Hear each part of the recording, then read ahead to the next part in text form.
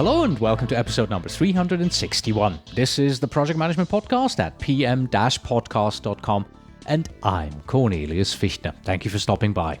Please remember that we are a listener-supported podcast, so if you enjoy our interviews, then please visit pm-podcast.com/premium. Your subscription will help keep us going. Leadership in project management is an important topic these days, and if you are like me, then you may have fallen into project management a bit by accident. And then, after you have successfully delivered a few projects, suddenly everyone tells you that you must improve your project management leadership skills. Effective project management, they say, depends a lot on your project leadership. Are you PMP certified and want to earn 37 PDUs quickly and for less than $5 the hour? That's no problem with the Agile Prepcast. It not only prepares you for your PMI ACP exam, but also qualifies for a ton of PMP PDUs. Visit agileprepcast.com/PDU for the details. And so, once you realize that you have to transform into a project leader, then leadership training will be part of your ongoing professional development, which is where our guest can help.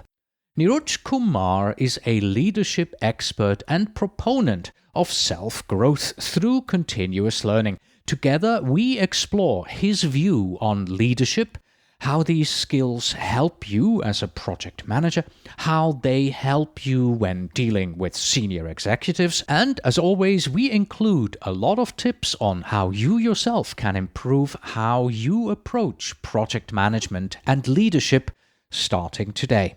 But first, enjoy the interview. Project Management Podcasts feature interview. Today with Neeraj Kumar, who blogs about leadership and leads a team of managers and engineers at his day job.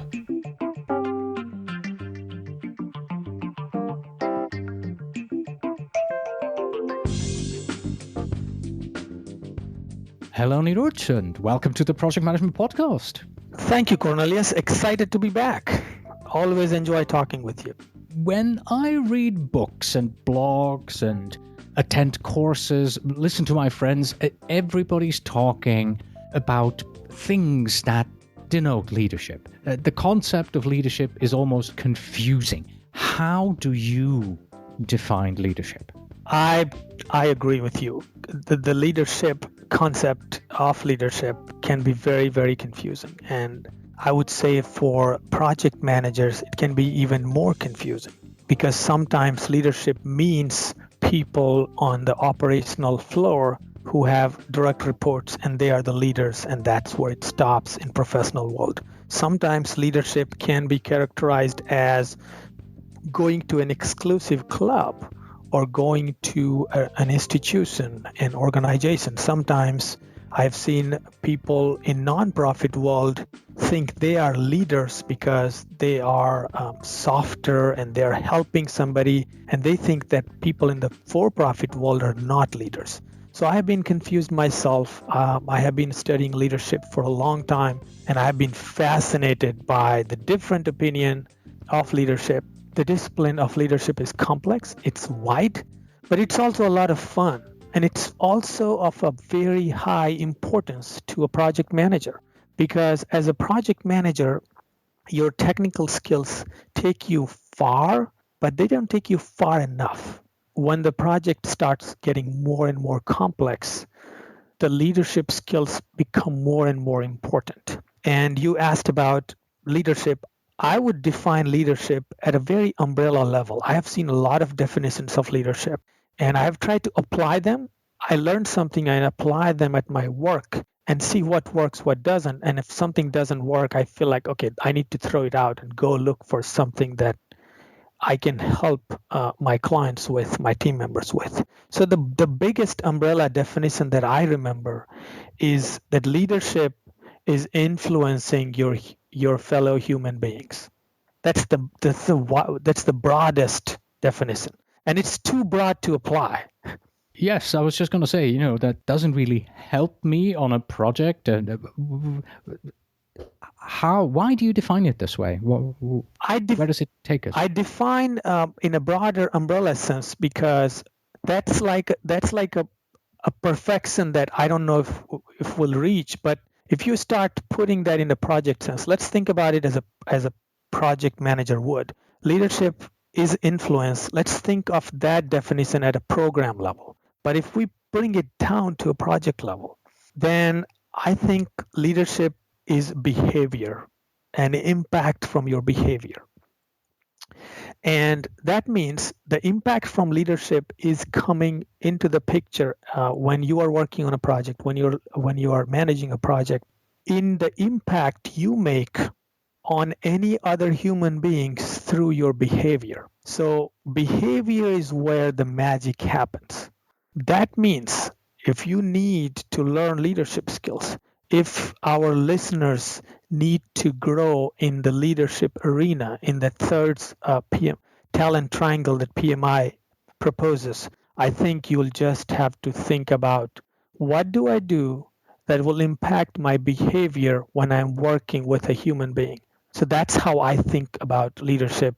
Okay. Once you think like that, then you start thinking about actions and you start thinking about thoughts, and then you start monitoring them and changing them. So are you saying, that's your definition of leadership. Would you then recommend that our listeners find their own personal definition of leadership and apply it? And what will it help them do? I would say yes. Short answer. And the long answer is yes, because if you don't know how you're going to apply something and how it's going to help you grow, then you can't really work with it. There are definitions of leadership that are so broad that you can't put them in the context of a project manager's day-to-day work life.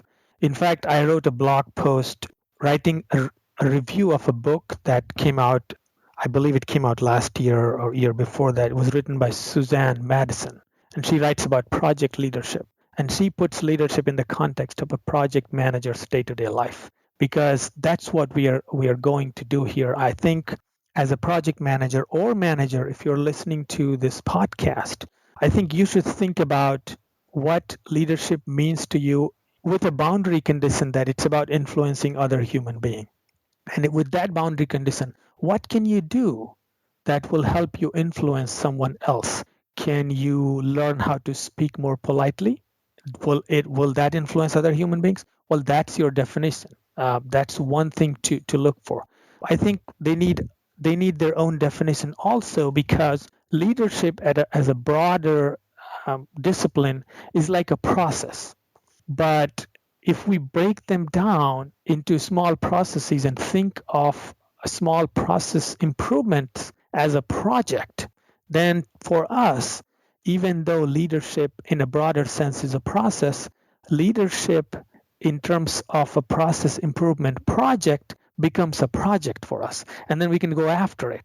We can say, okay, let's see where I need to change what, because then you're changing something in yourself, and that becomes like a project for you. And that's why I think people should define leadership in their own ways in the context of where they're operating, because project managers have a very different context from someone who is managing a factory floor every day, from someone who is managing a religious institution, in Southern California, for example. They have a very different sense of what leadership means, because they're trying to uplift people in a very different sense.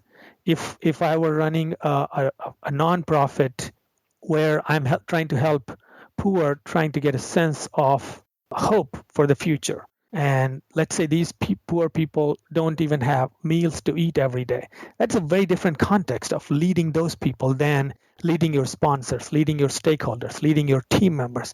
So let's bring our leadership definition back to the context of project managers. And yes, I think you should define it, and you have a right to define it in a broader umbrella sense, being influencing other human beings. And for you, it will be influencing stakeholders, sponsors, and team members. And then think about what will it take to influence them, and what should be defined as a behavior. And once you define it as a behavior, you can then think about what's the ideal behavior. And then you can start marching towards that ideal behavior and growing yourself into that person. So that way leadership becomes something we can work with and not this pie in the sky thing that we keep talking and reading about. As a quick aside, the book that Neeraj was mentioning is The Power of Project Leadership by Suzanne Matson. And of course, Suzanne was on the program here as well a couple of years back, and we talked to her about that book. Moving on, let's apply leadership on our projects. When exactly do my leadership skills have an active impact on a project that I'm managing?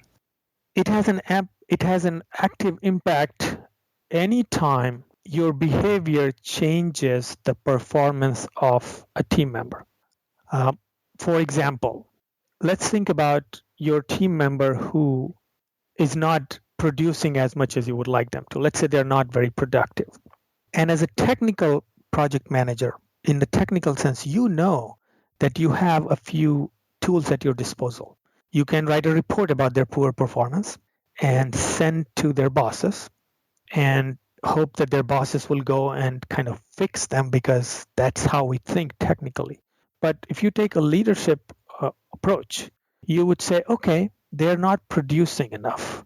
Maybe they're not invested in this project. Maybe they don't feel that this project is going to give them something of value. Maybe they have something else going on in their life that they might need help with. So as a leader, you will approach that person face to face and you would say, okay, Neeraj, I see that you were not giving your all. Or I felt like yesterday when you wrote that report or you wrote that code, I felt like it could have been better.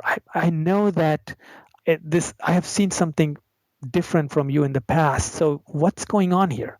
So that when you ask something like what's going on here, you're opening up a leadership conversation, because if they trust you, they will tell you more about themselves. They might say, in this example, let's say I'm talking to Neeraj. Neeraj might say, well, my kid was sick last night and I really didn't sleep, but I'm happy.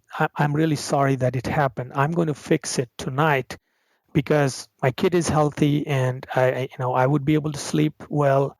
So I will make sure that what you just asked me for gets not only corrected, but I will produce it to a level that you will feel proud about working with me. So that's what leadership did here. A leader approaches the person and talks not just to their brain, but to their heart, their human dignity, the trust factor there. So I think that's how it comes into the picture for a project manager. When you have a situation where there is another human involved, you don't approach it as just as a system or a block of box, but a human being who you can talk to and work through things, who you can connect with, and that's how your impact in this moment when you are talking to this person changes immensely, because now this person is trusting you. They know that you're not just going to write a memo to their boss. They know that you really care about them because you went and asked them what's wrong. Can you help them? And it seems like fuzzy sometimes to people like me. I'm a very systems oriented person, but in the long run, it helps us connect with people, and it helps them perform a lot better than they would have if we would have taken them just like a cost accounting number on our cost spreadsheet.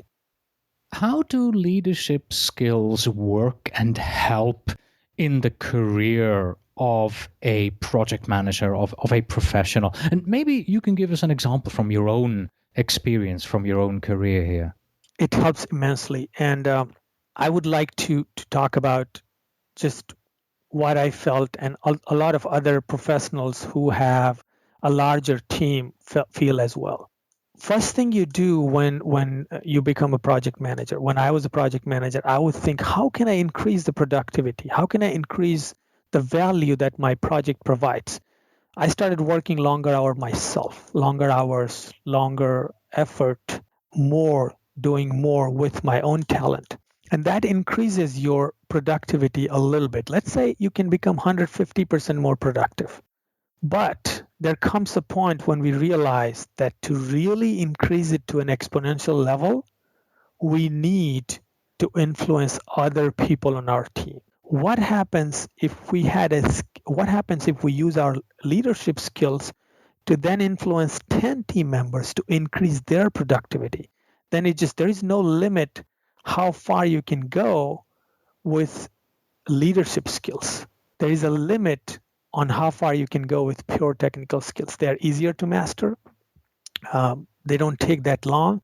Leadership skills take a long time to master, but they can increase your effectiveness exponentially, because what you are doing is you're reaching a lot of people and helping them become better, helping them contribute more to your projects, to your customer. I think that's how I would say that it works during the career. But in the long run, let's talk about long run. What happens in the long run is leadership skills allow you to move from one managerial job to a different managerial job. It's the most transferable skill there is. There is not any other skill I know that you can transfer from one job to other job, one project to other job, other project. So leadership skills give you this fluidity. This is options. A great leader has so many options. Leadership skills are difficult to master. And I will give you examples from my own career. When I had to look for a new job recently, I approached my job search as I'm going to go somewhere where I can make a difference through my leadership skills. That means I'm going to solve a leadership problem. And fortunately, I found someone who was looking for a leader who would come and rebuild the team, increase the team morale, reduce the turnover, and create a team that's inspired, that has a vision to go to.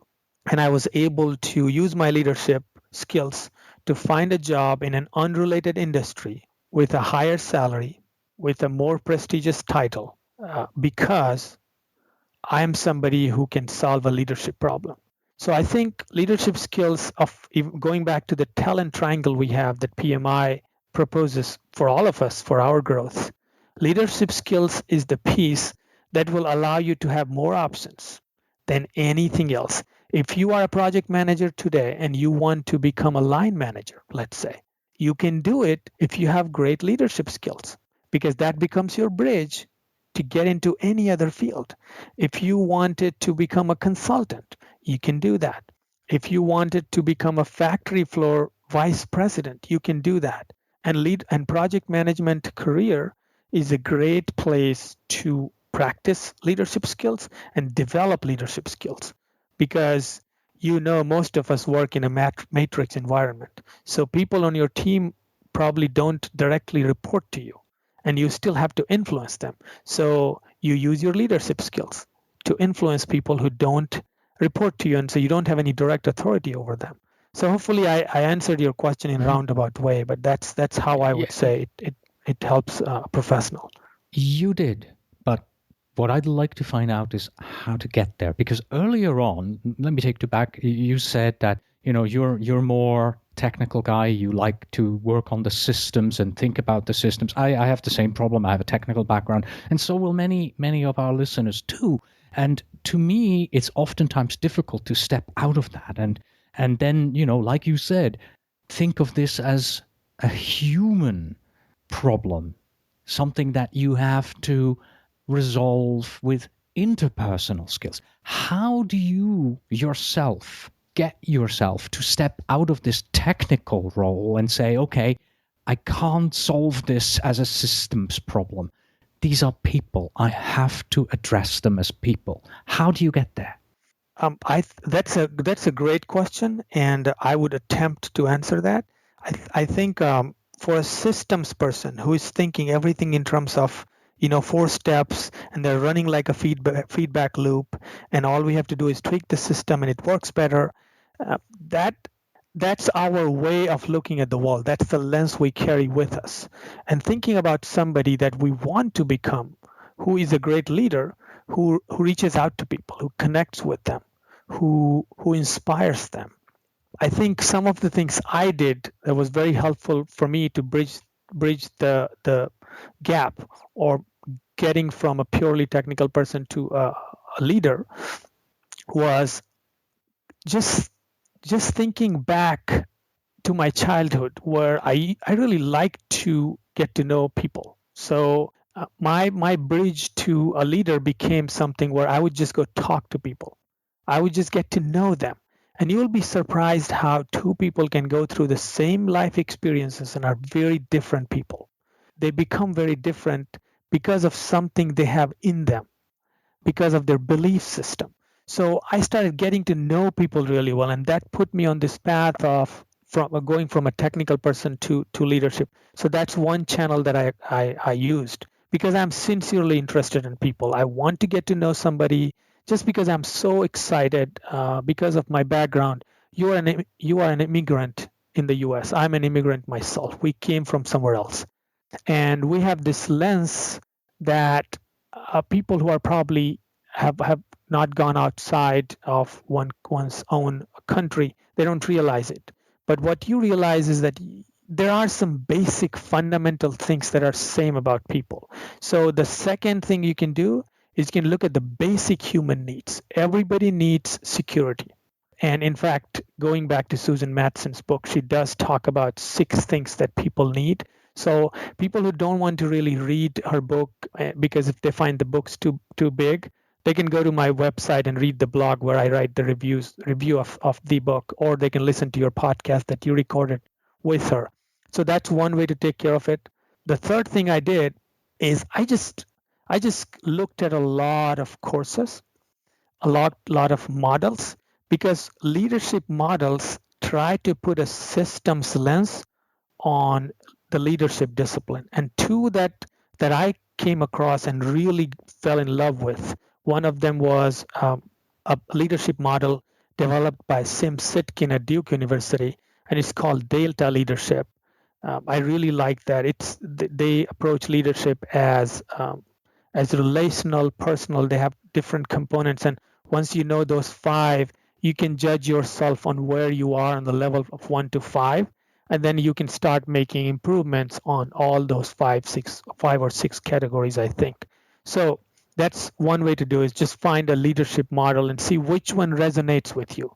Because we are different as human beings, I think what resonates with me might not resonate with someone else. But I would really recommend our listeners look at the models and see what works for you. I would say if you like reading books, you should find any book by Warren Bennis a lot of fun to read. He writes about leadership. I just love his books. If you are a systems person, you also like to approach leadership probably through research and not through what we call fluff, right? Soft stuff.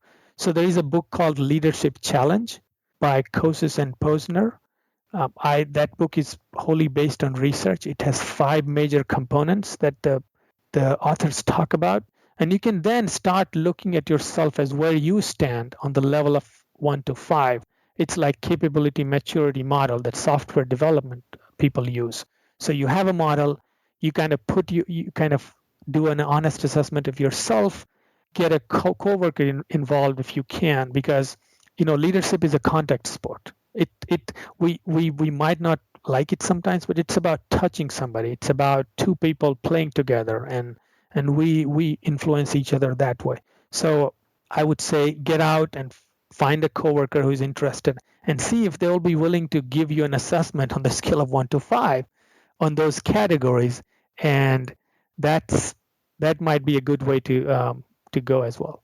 What prompted you personally to go out there and discover and grow your leadership skills? And then maybe part 2 of this question here, as you started that, can you share a defining moment from your career that shaped that growth? Great, thank you. A special thank you for the second half of the question. So what prompted me to learn about leadership skills is the kind of a frustration I had when I felt like no matter how hard I try, how long I work, how productive I become, there is a limit up to which I can impact this world before I'm dead.